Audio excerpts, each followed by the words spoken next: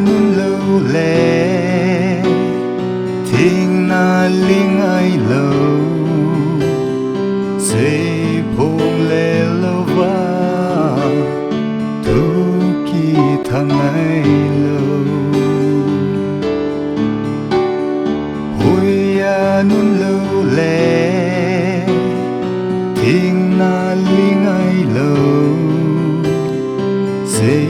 phong lệ lâu va tu kỳ thằng ai lâu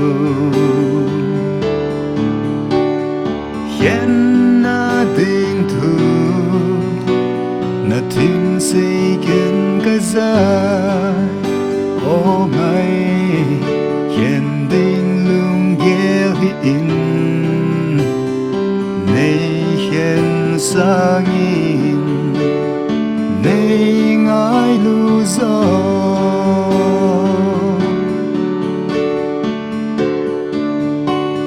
dù lại tuy sớm phù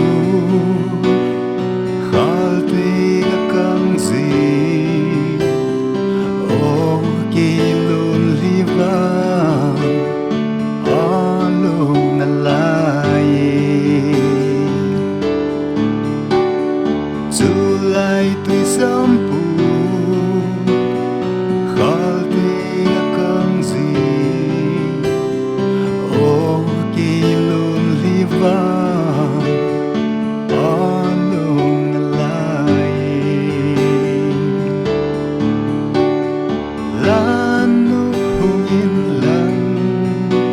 nay thế hul pi ta ô mai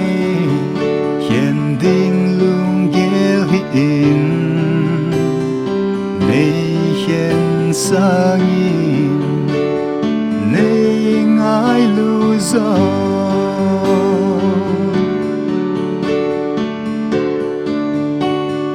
nêu lại cái có dừng